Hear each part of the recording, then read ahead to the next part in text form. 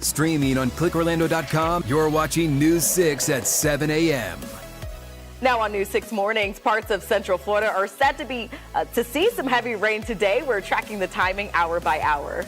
Plus, a 15-year-old arrested in a violent stabbing attack on a middle school student. Why the teen's mother is also facing charges this morning. Also ahead. We got to find another revenue stream, or we're going to have to tax you more. A retiring city commissioner with a new warning for funding, why he fears moves underway in both Tallahassee and Washington could mean bad news for Orlando. Well, good morning on your Wednesday. It's 7 a.m. I'm Crystal Moyer. I'm Justin Mormouth. As we've been telling you, good chance for rain today. The roads could be wet later on. Trooper Steve is in Results 1. We're going to check on him coming up in just a few, but meteorologist Michelle Morgan is in for Candace with a breakdown, and there are a few showers on the radar this morning. Yeah, a few isolated showers across Central Florida, Justin. And you know what? Trooper Steve is actually doing a really good job out there following the showers across Central Florida. It's not a whole lot, but still be mindful of it as you are out on the roads. Taking you outside, downtown Orlando, looking very gloomy. Overcast conditions to start off our Wednesday morning, but it is dry. Temperatures are at 75 degrees, looking at low rain chances through majority of the morning, keeping those temperatures in the upper 70s. And because of the heavy rain later on today, we are only looking at our daytime highs in the lower 80s. A nice break from the 90s, right?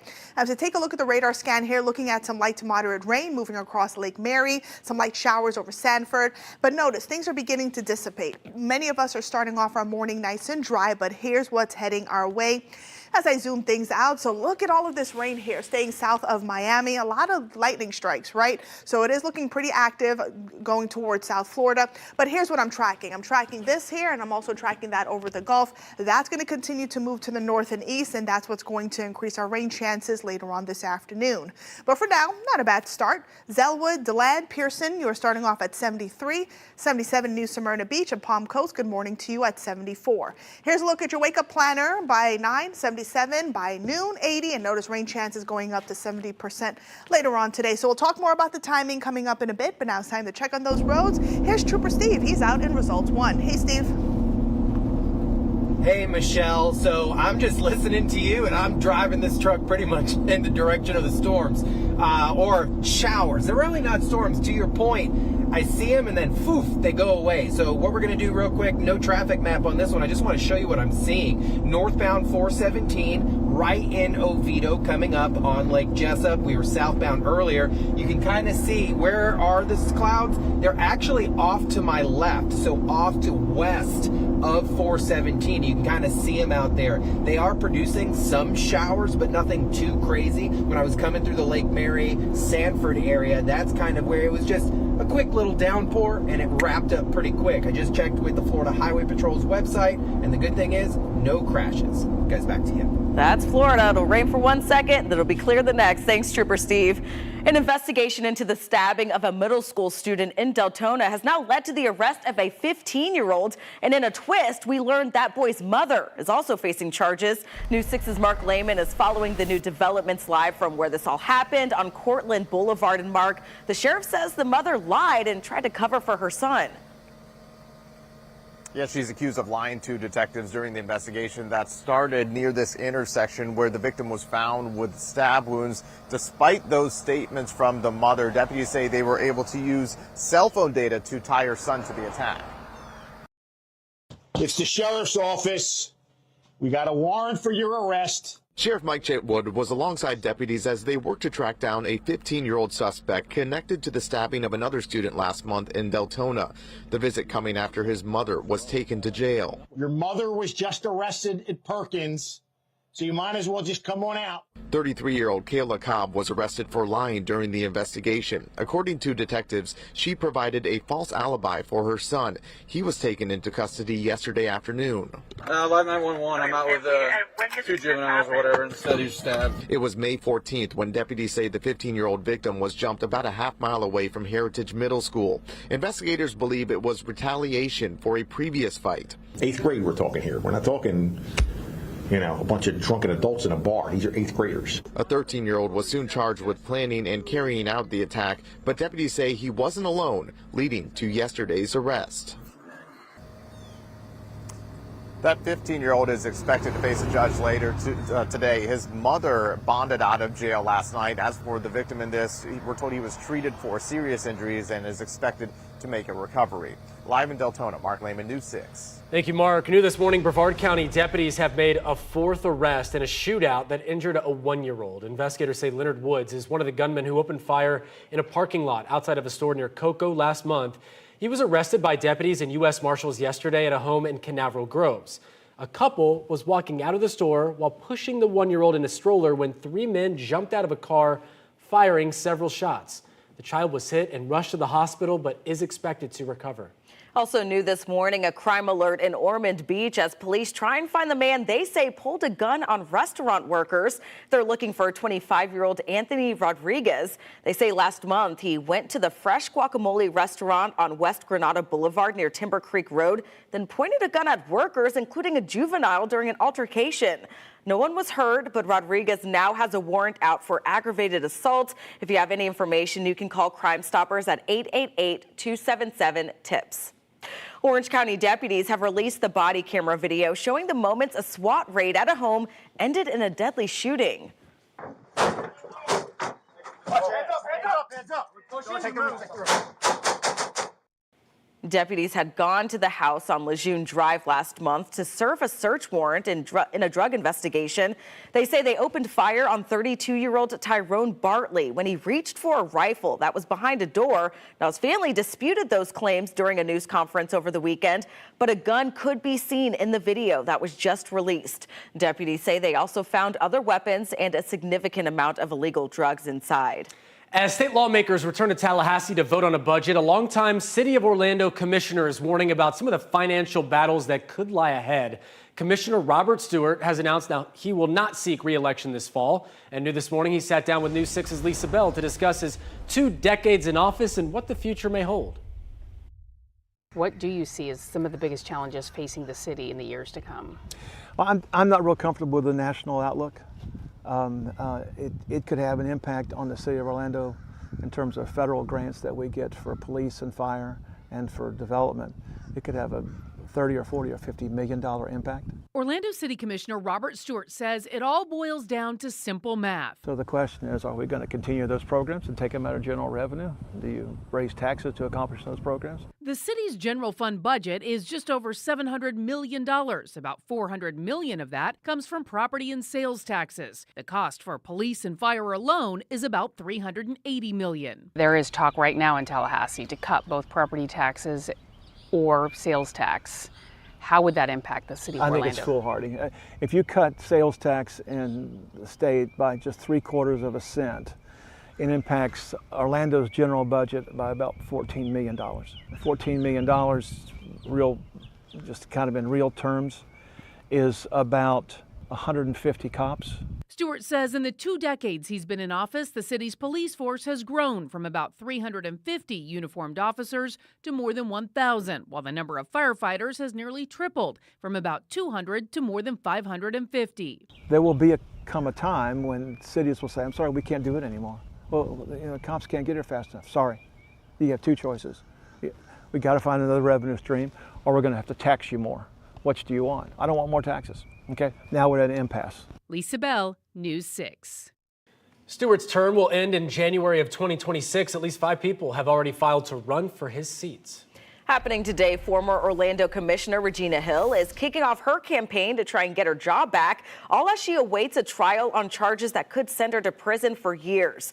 Governor DeSantis suspended Hill from office after she was accused of exploiting a 96-year-old woman out of more than $100,000. Hill's suspension led to a special election, which Shan Rose won. She was sworn in last year. In an earlier interview with News 6, Rose said she is seeking re-election. Tonight's event for Hill is at 6 at the heart of West Lakes Wellness Center on South Tampa Avenue.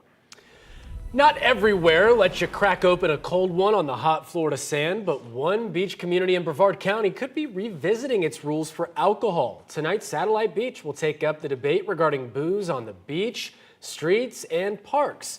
News 6 met a man who hopes to see some changes.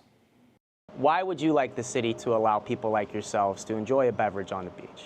As long as people are responsible and able to maintain, a certain level of sobriety. I think they should be able to enjoy themselves, their family, their day off, fishing, anything that kind of goes hand in hand with living on the East Coast, by the beach.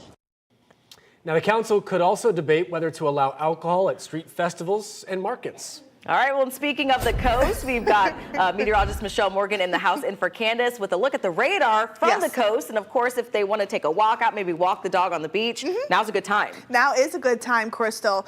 Most of us, we are starting off our Wednesday morning dry. Most of the shower and storm activity is staying offshore.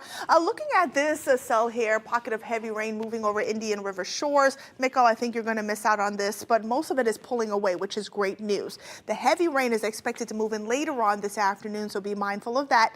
Even though you don't need the umbrella right now, you'll certainly need it later on this afternoon.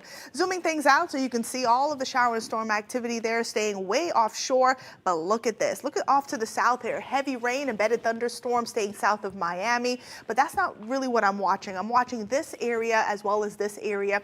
We do have an area of low pressure that is sitting over the peninsula. That's going to keep things rather unsettled today. That's why we're expecting showers and storms later on this afternoon. And it is expected to get heavy in a few locations. So some minor flooding is certainly possible, especially in those low-lying areas.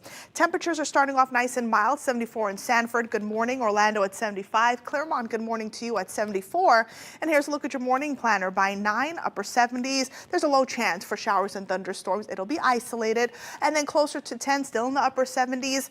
Showers and storms again, a few are possible. And then many of us are climbing into the lower 80s this afternoon. But check this out. Rain chances go up to 70-80% later on today. We'll talk more about this and the timing coming up in my full forecast. But now it's time to check on those roads. Here's Trooper Steve. He's out in Results 1. Thanks, Michelle. That's the word I was looking for, showers. That's what we're running into right now. So I'm up here, 417, Seminole County, I-4, close to like 46, 46A, Heathrow, Sanford, Lake Mary, just to give you a little heads up. You guys leaving the road, you're going to run into some rain right now. Hitting the windshield, very slight, but I'm going to make my way towards the I-4 area because I think it's a little heavier out there right now, because if you look off to my left camera on Results 1, you can kind of see that rain falling out there right over Reinhardt, Lake Mary Boulevard, things like that. So as of right now, checking with FHB and some of our municipalities, roadways are still looking good. I-4 drive times are where they're supposed to be. We're going to keep on cruising. You guys make sure you're doing it safely as well. Back to the team. All right, drive safely. Thank you, Steve.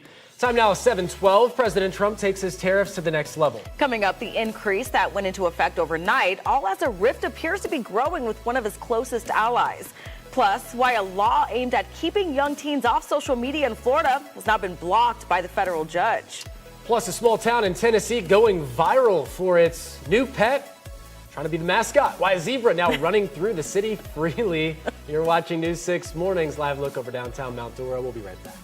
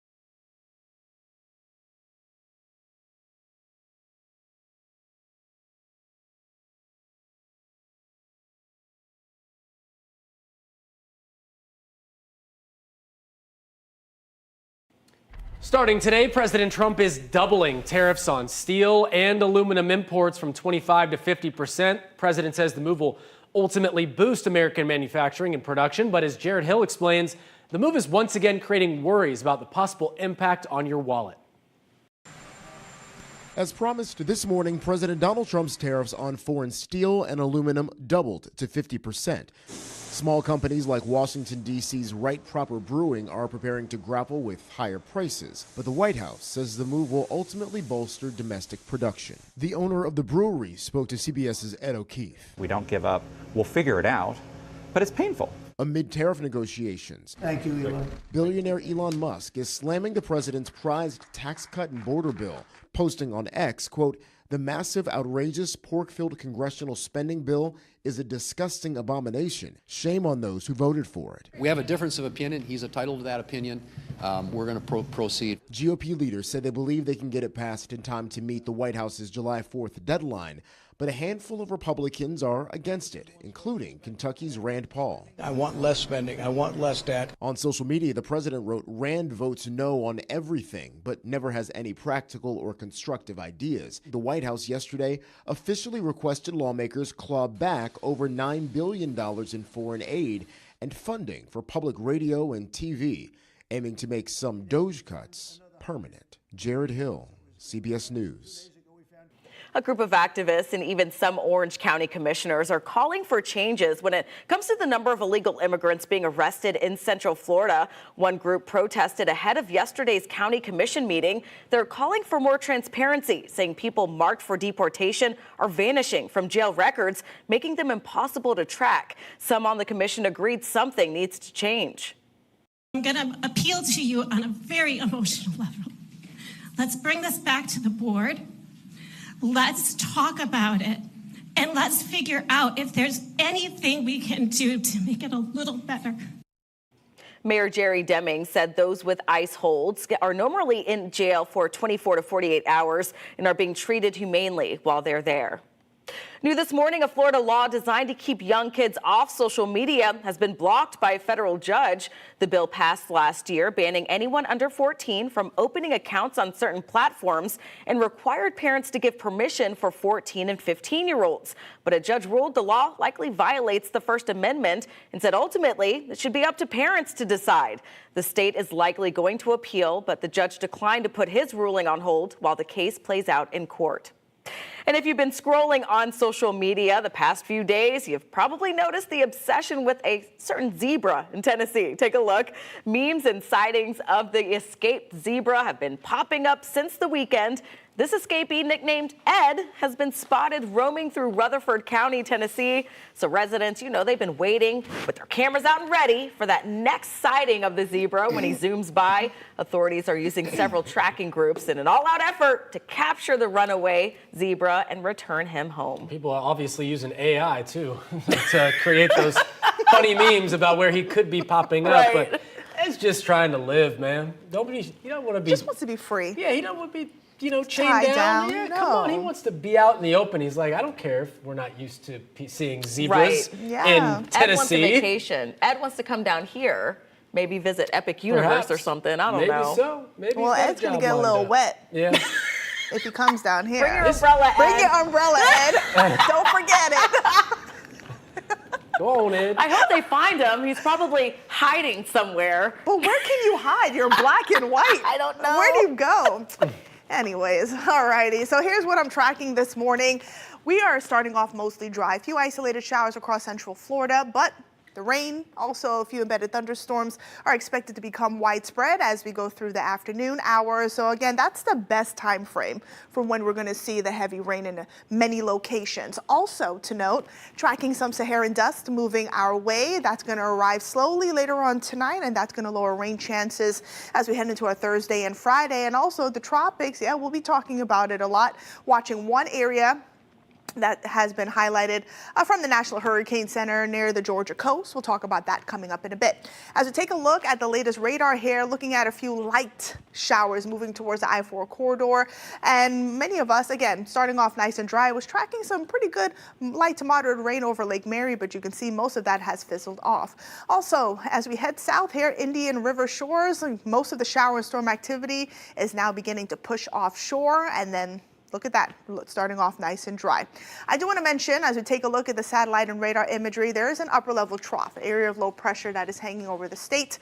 That is going to keep things rather unsettled as we go through today. So most of the big rain now beginning to develop south of us, and that's going to continue to move north and east towards central Florida as we wrap up the day. Is it going to rain all day? No. Is the rain going to be continuous? No, but it is going to get heavy in a few locations, and that can cause some minor issues. Temperatures right now starting off in the 70s. Good morning, Kissimmee, Orlando, and Sanford starting off at 75.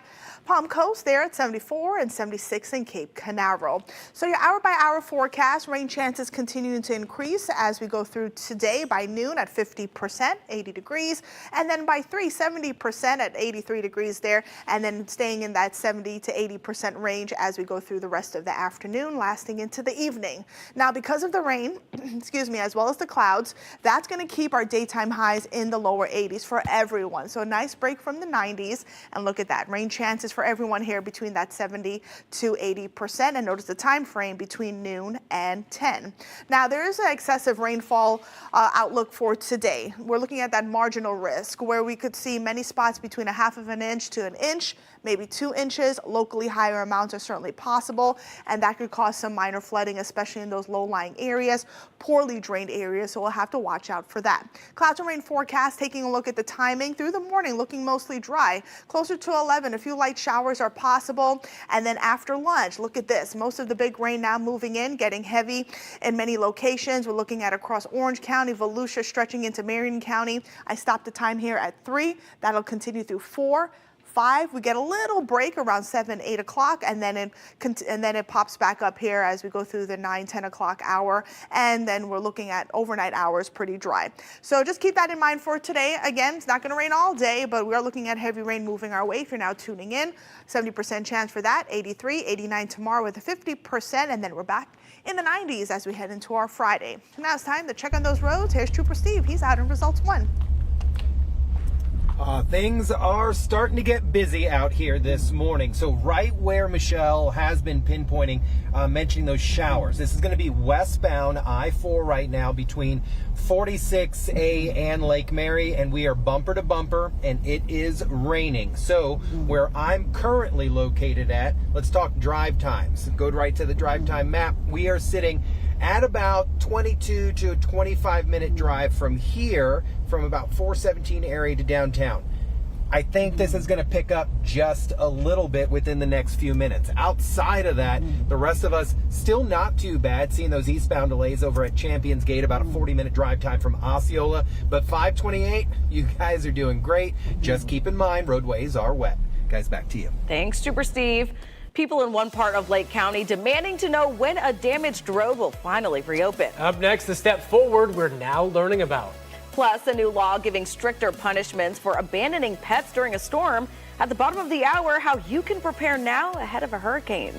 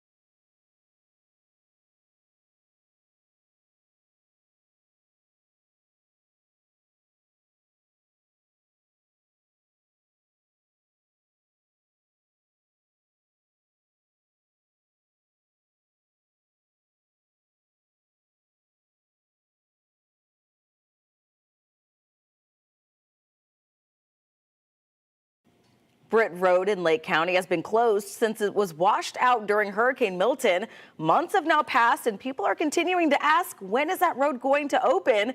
Our Lake County community correspondent Emily McLeod went to get some answers for you. She learned Commissioner Leslie Campione announced earlier this week that the county had entered into a purchase agreement to buy the land needed to fix the road. She says without the land, there's no way they would have been able to make those repairs. Initially, the landowner wasn't necessarily willing to work with us, and we knew that we needed additional property in order to do this correctly. If we go in and we try to just repair the footprint of the road itself, because there's such a steep ravine, it's really impossible to do what needs to be done. So here's where things stand right now. They're doing their due diligence on the property. Commissioner Campione says she's hoping that will be completed in the next 30 to 60 days. 726, a new push to help the homeless in one part of Central Florida. Still ahead, where buses could soon be used and the discussion set to happen later on today.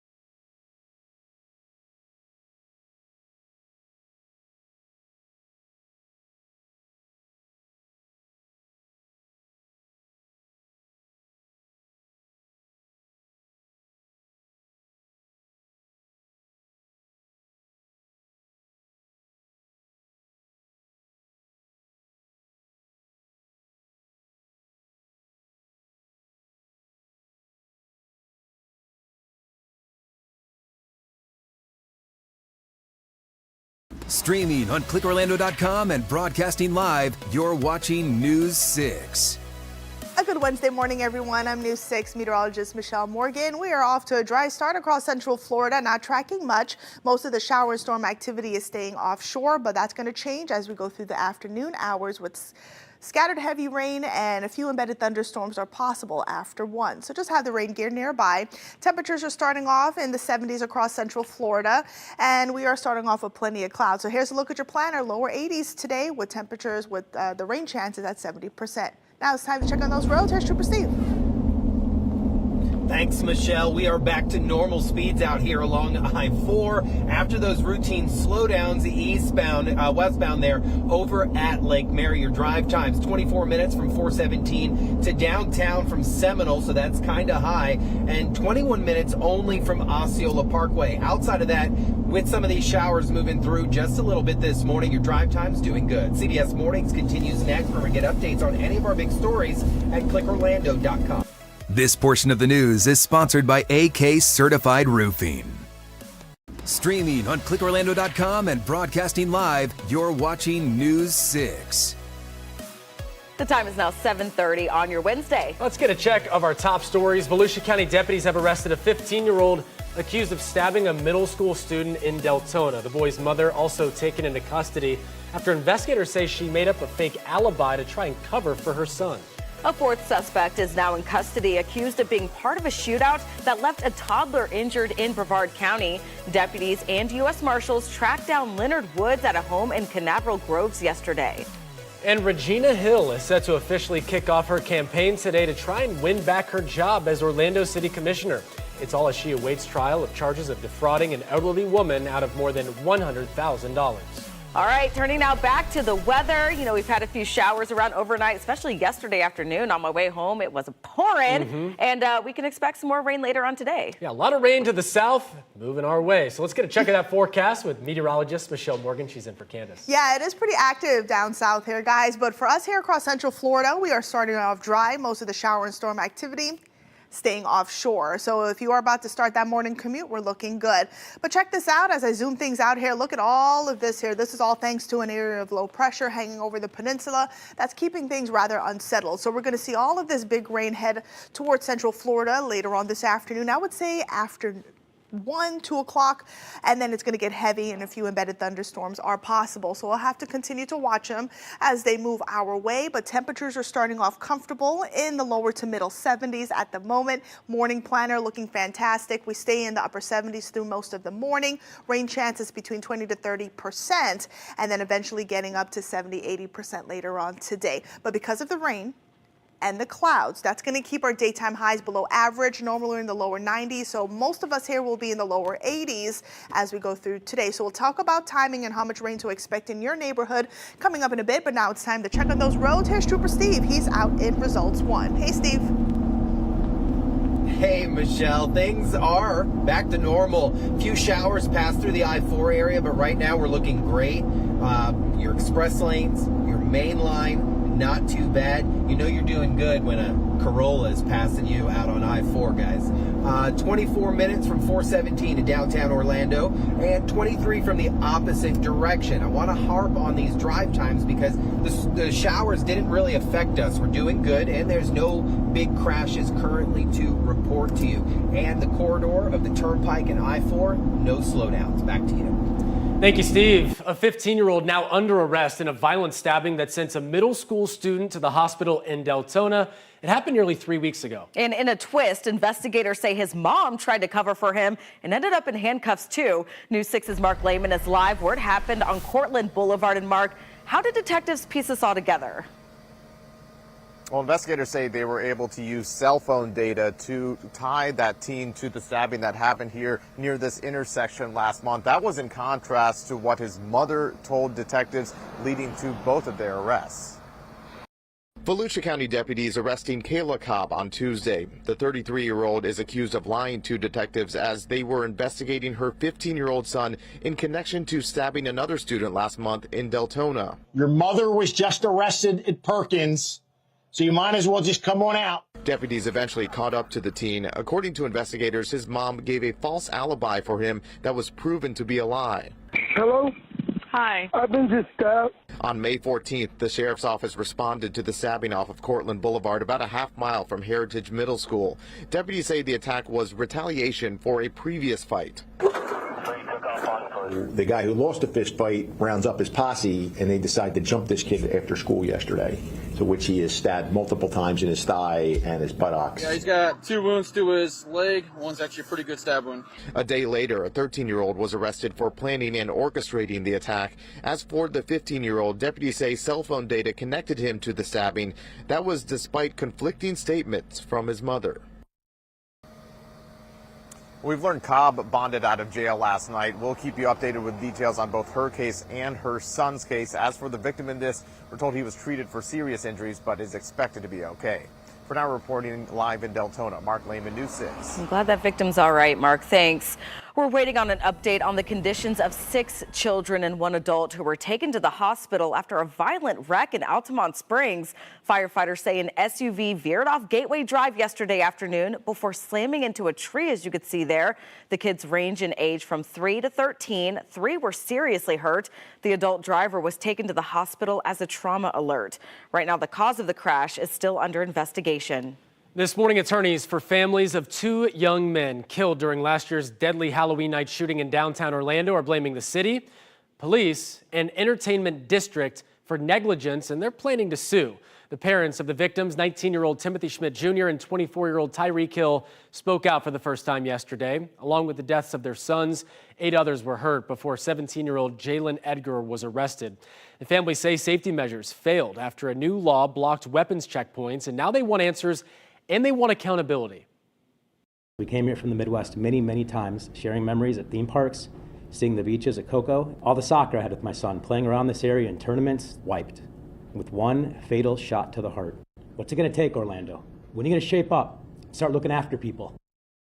The city and police declined to comment on the pending lawsuit. The families plan to file formal legal action later this month. Orange County leaders have unanimously signed off on chipping in millions of dollars to help build a permanent memorial at Pulse. Yesterday, commissioners got a presentation about what's being planned for the site before they agreed to cover $5 million of the project's estimated $12 million price tag. Leaders saying they're glad things are moving forward, but also admit they are frustrated the millions initially given to the One Pulse Foundation for the memorial is now gone. They wasted, honestly, I'm going to be honest, they wasted all the money. It's terrible. They traveled, they lived high on the hog, and they did things that if I did as an elected official, I would be in jail. Even with the financial pledge, construction isn't set to begin until next year, which marks 10 years since that deadly attack. Happening today, a Central Florida nonprofit is taking a creative step towards solving homelessness using buses as shelter. Matthews Hope already has 3 units approved in Brevard County, and they're hoping Apopka will now follow suit. News 6's Angie Casada joining us now live with more on this. And what exactly is the nonprofit asking city leaders to approve today, Angie? Hey, good morning, Justin. That's right. They're not asking for funding. They're actually asking for a place to park. We're just off of East Main Street, which is actually an area that's really high populated with homelessness. Matthews Hope wants to bring a shelter bus to Apopka to help address the growing number of homeless people in West Orange County.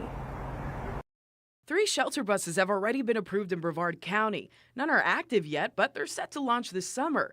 Now the nonprofit wants another bus stationed right here in Apopka. When it comes to attacking homelessness in Central Florida, you guys decided that you want to take it on the road. Why is that? Because we realized that we couldn't expect people to always make it to us, so we felt like it was more important to try to find a way to get to them as well, and just to take a little bit of a burden off of people. Just last month, News 6 told you about how the Christian Service Center is also using retrofitted buses to house the homeless in Orlando.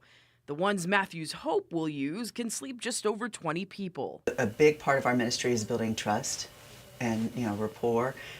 We're hoping that that'll, they'll see us around, they'll build trust in us, they'll want to, make their lives better and, move forward, which that's a big part of our ministry is moving forward towards a life of independence and self-sustainability.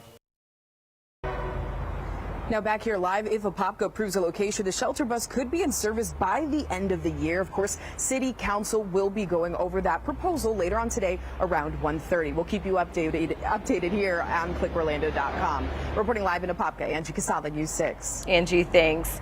New this morning, a plan to crack down on speeding near schools in Eatonville is moving forward. City leaders just passed the first reading of an ordinance to add cameras in school zones. The cameras would catch drivers going more than 10 miles over the limit during school hours and hit them with a $100 fine. Repeat offenses have dropped in other counties, and Eatonville says it hopes to see the same results. The city says revenue from those fines would help fund school crossing guards. For the Orlando Magic, it's out with the old and in with some old school. The team unveiled a fresh look with a nod to their past and some of the greats as well. The new logo brings back the classic star in pinstripes with a modern edge. New uniforms dropping this fall for season 37, and they look clean. Contavious Caldwell-Pope and Rookie Tristan Da Silva on hand to show off those new threads yesterday, the white and the blue. They have a third option as well. The team says the logo change is 4 years in the making. Take my money. I know it. Hopefully they take Klarna or Affirm. Goodness, they're gonna take me to the cleaners if I go in there, because that whole new logo, it looks great. It looks fresh. I love it. They listen to the fans, which is really cool, and definitely the fans were saying bring back the old school, so nice little flair. All right, meteorologist Michelle Morgan taking a look at the city beautiful this morning. Yeah, looking gorgeous out there, Justin. We're looking at plenty of clouds to kick off our morning. I was tracking a few isolated showers about 30 minutes ago, but most of the shower activity has let up and we're starting off nice and dry. Now, temperatures are at 75 degrees in Orlando, upper 70s by 9 with a 30% chance for isolated showers. By 10, we're at a 40% chance. And notice the temperatures will stay steady in the upper 70s through most of the morning. And then later on this afternoon, we go up to 70, 80% chance for that widespread rain. As we take a look at the radar, nice and clean, not tracking any showers, but notice this area here that I'm watching, most of the shower and storm activity will go this way to the north and east, may clip our coastal spots. But here's round one. And here's round two. So both of those areas will continue to move to the northeast, and that's going to bring us scattered rain, a few embedded thunderstorms, and it will get heavy in a few locations. So just be mindful of that, especially for that evening commute. There's a quick check of your temperatures, 70s across the board, and then your hour-by-hour forecast. By noon, 80, 50% chance for rain, high of 83 with a 70% chance for rain. And we're looking at those high rain chances through the rest of the afternoon, lasting into the evening.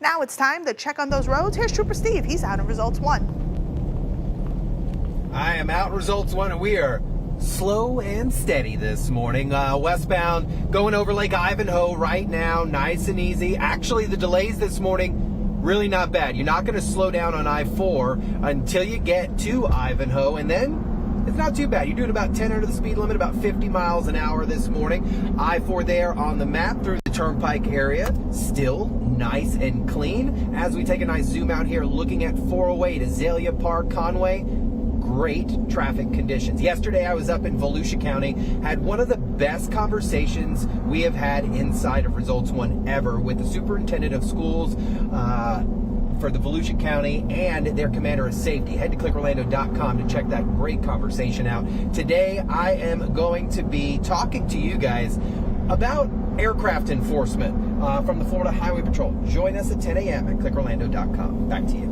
Sounds good. Thank you, Steve. 742, a warning from local leaders. Don't forget your pets when storms start to roll in. Of course, right? Coming up, the new Florida law that makes abandoning an animal during a hurricane a felony. And what you need right now to keep your pets safe this season. First, though, a man sentenced to life for trafficking and raping a child. Why investigators say there could be more victims out there.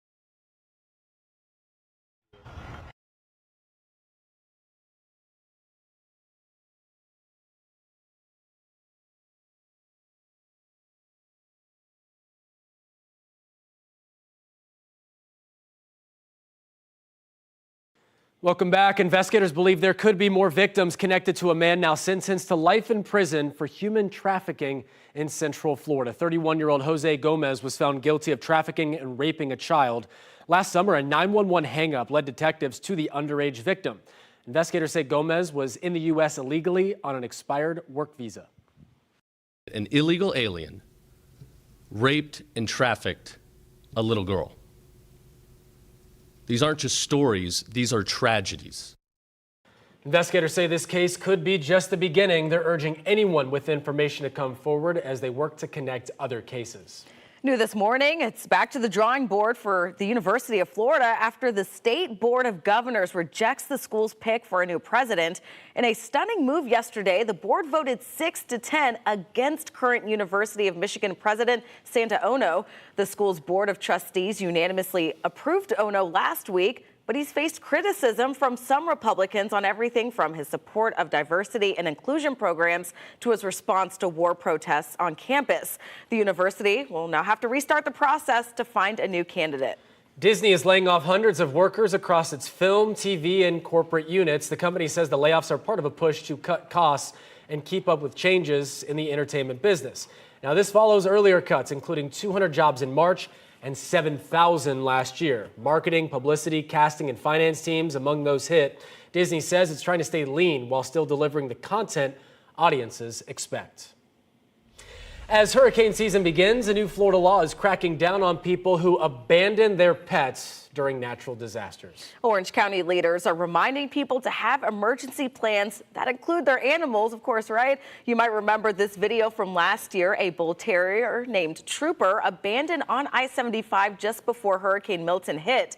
His story helped spark the new state law, which is designed to hold pet owners accountable. News 6's Stephanie Rodriguez live at Animal Services with more on this. And Stephanie, the new law goes into effect in October. Yeah, it does. And now, while there are harsher penalties with Troopers Law for people who abandon pets during natural disasters, having a plan prepared to bring them along with it during an emergency, that is something that Orange County Animal Services is stressing. Orange County Animal Services is always full of four-legged friends looking for new homes. We're usually at 200 or 300 total animals any given day. Pets are their passion, so when they learned Troopers Law had passed, they were ecstatic. What it means is you can't abandon or leave a dog, during a hurricane, state of emergency, evacuation, things like that. It's now a felony to do that. The law also classifies failing to provide confined animals with food, water, or exercise, and abandoning an animal in general as first-degree misdemeanors. People don't realize that your animal isn't going to be safe if you leave it by itself. It can't take care of itself. It can't call out for emergency services. It's stuck wherever you leave it. So we have to remind people that these are living creatures. Almeida says having an emergency plan for your pet is vital for their safety. You have to consider them like you would consider your family. So if you have a bag for yourself and for your children, for your family members, you should have something similar for your dog. If you have to evacuate, Orange County residents can head to a pet-friendly shelter, usually run by Animal Services staff. We actually have entire rooms set up with crates, kennels for cats, dogs, birds, whatever pet you have. The county will put shelter openings on social media and county websites once a hurricane has been determined. And later this month, Orange County Animal Services will be holding what they call a Hurricane Expo, and during that event, they'll be giving out go bags to pet owners, and in it, it will have a list of things that you should have in that bag if you do need to evacuate to keep your pets safe. We'll have information on that event over at clickorlando.com. Reporting at Orange County Animal Stores, Stephanie Rodriguez, News 6. All right, Stephanie, thank you. A morning rush turned to a full-on chaos at a hair salon in Iowa. A deer smashed its way inside, leading officers to spend hours trying to calm it down. Stop, bro. I know you're freaking out. Chill for a second. You tried to talk to Try him. to talk to it. I've done that with my dog before. Just relax, relax. Now he's like, I can't understand English. Body camera video shows officers chasing the panicked deer through Tangle's hair salon. Officers say it ran to the back room. It slammed in that closed window, as you saw, trying to escape. Really sad. After a few failed jumps, police did get a catch pole, got the deer out safely. Everyone was okay. The salon did close for the rest of the day to clean up the mess that the deer caused, but just an unfortunate situation Very for that sad. poor deer. What do they eat? Dear. What do they eat? I don't know. Like little grains and corn and stuff. You You could have threw a corn at it or something and opened the window. open the. I don't know. No. I don't know. Here's some corn. That'll really freak out the deer. Well, we know what to do if we need to get Michelle. Just leave a little snack. So we'll just put a trail? trail all the way out to the green That's screen. right. You know, I'll find it. It was just a suggestion, okay? Look, I like ideas. Hey, listen, no such thing. Exactly. We need ideas. I'm no professional. Maybe we'll find Ed the zebra if we just leave some snacks. I'm telling you, you gotta win with snacks. It'll get them. Anyways, whatever. That's the last time I'm going to give any advice, all right? So here's what I'm tracking this morning. Not a whole lot. We're actually starting off nice and dry across Central Florida. I was tracking a few isolated showers, but most of the shower activity has let up, so we're just dealing with the clouds. Take the umbrella with you this morning because you are going to need it later on this afternoon. Widespread heavy rain is likely with a few embedded thunderstorms. Also, I am tracking some Saharan dust moving our way as early as tonight. It'll be a very slow moving a dusty situation, but again, it is going to lower rain chances some as we head into the next 2 days or so. And the tropics, I am looking at one area, not an issue for Central Florida, but we'll briefly talk about it coming up in a bit. As we take a look at the latest radar scan here, you can see I'm not tracking any rain. Most of the showers and storms staying offshore, which is what I like to see. A few light showers moving across Osceola County, and that's about it. As I zoom things out here, looking at a few things. This one here, looking, it's looking like a lot. We're heavy rain, a lot of lightning. That's going to continue to move to the north and east. But these two areas here, I'm watching closely. This is round 1, and this is round 2. That's going to bring heavy rain to Central Florida. It's not going to rain continuously, but we are looking at, again, that heavy rain moving in, and they'll come in, again, spurts. So as we take a look at the current temperatures, we're in the 70s to kick off our morning. Zellwood, DeLand at 74, Palm Coast, good morning at 75, and 77 in Titusville. Your hour-by-hour forecast here, we're in the lower 80s by noon. Rain chances going up to 50%. I do think most of the morning will remain dry. Then by 3, we're at 70% because of the rain and also the clouds. That's going to keep our daytime highs in the lower 80s across Central Florida. So it'll be a nice break from the intense heat, but rain chances between noon to 10. It's going to stay between 70 to 80%. There'll be a few breaks, as I mentioned, and also taking a look at the excessive rainfall outlook, you can see everybody here under that marginal risk, which is a level 1, so a half of an inch to an inch of rainfall likely, and higher amounts are certainly possible. That will be locally, and then we'll be looking for, again, minor flooding in those low-lying areas and also those poorly drained areas because it is expected to get very heavy in a few locations. Now, timing, clouds and rain forecast showing the heavy rain moving in around 3 o'clock, give or take an hour along the I-95 or I-4 corridor. Most of the heavy rain now shifting to the East Coast around 5. There's our break, and then starting back up around 7, lasting through 10, and then a few light showers are possible through the overnight hours. So just keep that in mind. And then real quick, what's happening out in the tropics here? Here's what I'm talking about. National Hurricane Center has highlighted that area with a 10% chance for tropical formation, and the rest of the Atlantic Basin looking quiet. So here's a look at your 7-day forecast. Today, 83, 70% chance for rain, 89 tomorrow, 50%. And back in the 90s on Friday. Now it's time to check on those roads. Here's Trooper Steve. Thank you, Michelle. Okay, seriously, I've got to ask. I genuinely think this week so many people have left town. Drive times are amazing. There's no delays on 408. iDrive right now is a ghost town. You guys are all out of town. Map showing 408 looks great as you're headed towards the downtown area, both on the east side and on the west side. So just take it nice and easy and don't ruin it. A little further up towards Winter Park, Aloma, east and westbound. If you're headed towards 417, still sitting in the green and not watching any crashes. So no need to speed out there. Just pay attention. Lockhart, Pine Hills this morning up towards Forest and Maitland. All clear. Guys, back to you. Thank you, Steve. A new tool is making it easier to return a 700-pound manatee to the wild at Blue Springs State Park. Why officials say it's a game changer in helping Florida's gentle giants.